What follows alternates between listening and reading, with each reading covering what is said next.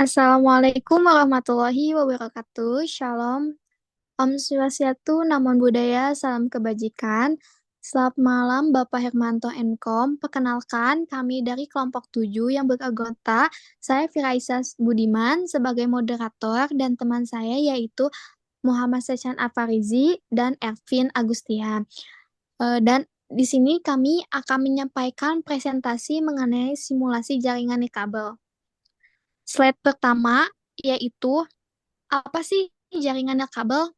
Yaitu jaringan nirkabel wireless network, jaringan yang memungkinkan perangkat terhubung tanpa menggunakan kabel fisik, biasanya melalui teknologi frekuensi radio seperti Wi-Fi, Bluetooth, dan lainnya. Peran dalam keamanan informasi, jaringan nirkabel memiliki berbagai tantangan keamanan, seperti rentan terhadap penyusupan dan intersepsi data, sehingga simulasi sangat penting untuk memahami dan mengamankan jaringan ini. Mengapa simulasi penting? Simulasi jaringan nirkabel memungkinkan kita untuk mempelajari perform efisiensi dan keamanan jaringan sebelum diterapkan dalam lingkungan nyata. Tujuan simulasi jaringan nirkabel, mengapa kita melakukan simulasi? Satu, mengukur performa jaringan. Untuk mengetahui sejauh mana jaringan dapat beroperasi secara optimal dalam kondisi yang berbeda, termasuk pengujian throughput, latensi, dan kehandalan. Kedua, yaitu mengidentifikasi celah keamanan. Simulasi memungkinkan identifikasi potensi celah keamanan seperti serangan DDoS, serangan man in the middle, dan penyusupan pada jaringan. Ketiga yaitu evaluasi protokol dan teknologi. Mempelajari bagaimana berbagai protokol nirkabel, misalkan 802.11 Bluetooth, Zigbee, berfungsi dalam kondisi tertentu, serta memiliki teknologi yang paling sesuai, mengefektifkan implementasi, mengurangi biaya implementasi dengan mengidentifikasi kendala dan kebutuhan jaringan sebelum diterapkan di dunia nyata. Next, selanjutnya, teknologi dan protokol yang digunakan dalam simulasi jaringan nirkabel. Berbagai teknologi yang dapat disimulasikan yaitu Wi-Fi, IEEE 802.11 merupakan teknologi jaringan nirkabel yang paling umum digunakan untuk koneksi internet di perkantoran, rumah, dan tempat umum. Yang kedua yaitu Bluetooth IEEE 802.15.1 digunakan untuk jaringan personal dengan jangkauan pendek seperti di perangkat IoT. Zigbee IEEE 802.15.4 protokol untuk jaringan sensor nirkabel yang cocok untuk aplikasi yang membutuhkan daya rendah dan transfer data kecil seperti smart home. LTE dan 4G teknologi jaringan seluler yang memungkinkan koneksi cepat dan cakupan luas, cocok untuk jaringan nirkabel skala besar seperti konektivitas kontak pintar. Selanjutnya akan dibacakan oleh Saudara Sehan. Dipersilahkan. Baik, terima kasih. Alat dan platform simulasi, alat simulasi yang sering digunakan. Yang pertama ada NS3, yaitu Network Simulator 3. Alat simulasi yang dirancang khusus untuk krisis jaringan, mendukung berbagai teknologi nirkabel seperti Wi-Fi, LTE, dan 5G. Kedua ada OMNET++ atau OMNET, platform simulasi modular yang mendukung jaringan nirkabel dan protokol jaringan lainnya dengan fleksibilitas untuk menambahkan modul sendiri. Ketiga ada Cisco Packet Tracer, yaitu platform simulasi jaringan yang banyak digunakan untuk menguji dan mempelajari topologi jaringan, termasuk jaringan nirkabel. Yang ketiga, yang keempat ada GNS3 atau 3, alat untuk simulasi jaringan yang menggabungkan virtualisasi dengan perangkat jaringan nyata, yaitu untuk mendukung simulasi jaringan nirkabel skala kecil. Terakhir ada Qualnet, digunakan untuk mensimulasikan jaringan nirkabel secara besar, biasanya digunakan dalam penelitian militer atau kota pintar. Langkah-langkah simulasi jaringan nirkabel, yaitu proses umum dalam simulasi jaringan nirkabel. Pertama ada desain topologi jaringan, yaitu mengatur susunan perangkat dalam jaringan seperti titik akses, router, dan klien nirkabel.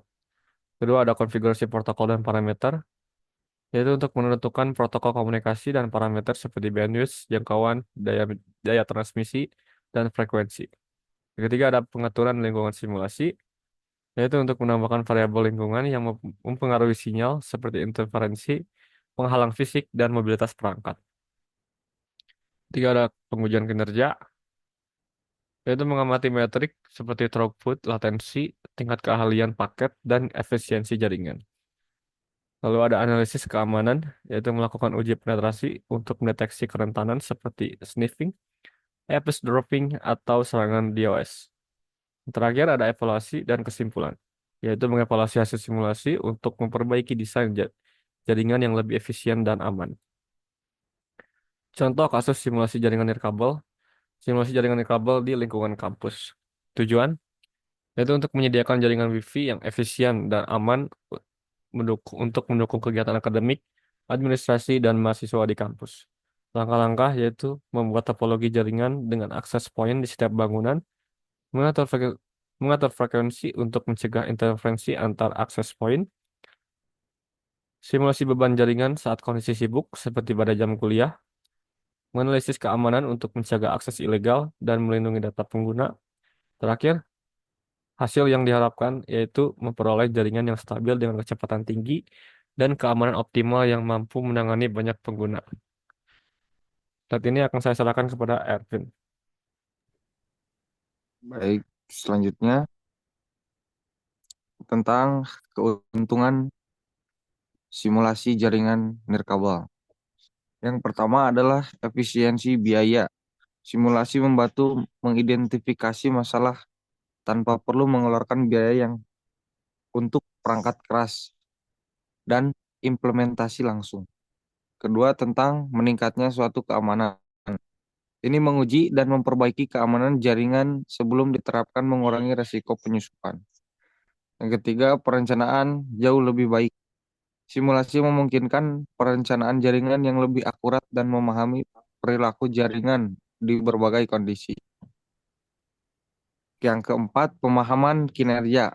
Mengetahui batasan dan keunggulan jaringan dalam berbagai skenario pengguna yang berbeda, seperti kondisi beban penuh.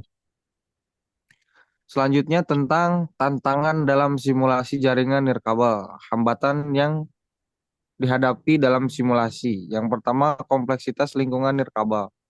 Lingkungan ini memiliki banyak variabel seperti intervensi, sinyal, dan faktor lingkungan yang sulit untuk disimulasikan secara akurat. Dua, skalabilitas simulasi jaringan skala besar membutuhkan sumber daya komputasi yang tinggi dan perangkat lunak yang mendukung banyak perangkat. Selanjutnya, akurasi data hasil simulasi mungkin berbeda dari hasil nyata karena adanya variabel yang sulit diprediksi, seperti pergerakan pengguna atau perubahan cuaca. Keterbatasan pada keamanan, beberapa serangan keamanan tingkat lanjut sulit untuk direplikasi di dalam simulasi, sehingga hasilnya mungkin tidak sepenuhnya mencerminkan kondisi sebenarnya. Kesimpulan dari simulasi jaringan yaitu tentang simulasi jaringan nirkabel. Simulasi jaringan nirkabel adalah langkah penting dalam memahami dan merencanakan jaringan nirkabel yang efisien dan aman. Dengan simulasi, kita dapat memprediksi performa jaringan dalam berbagai skenario, mengidentifikasi potensi masalah keamanan, dan meningkatkan efisiensi tanpa biaya yang besar.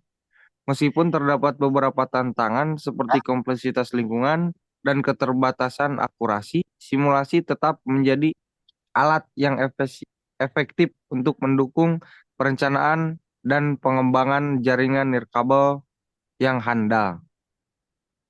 Baik, terima kasih untuk Saudara Sehan dan Saudara Ervin.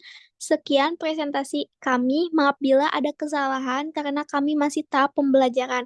Wassalamualaikum warahmatullahi wabarakatuh. Shalom Om Santi Santi Om. Namo Buddhaya. Salam kebajikan. Terima kasih.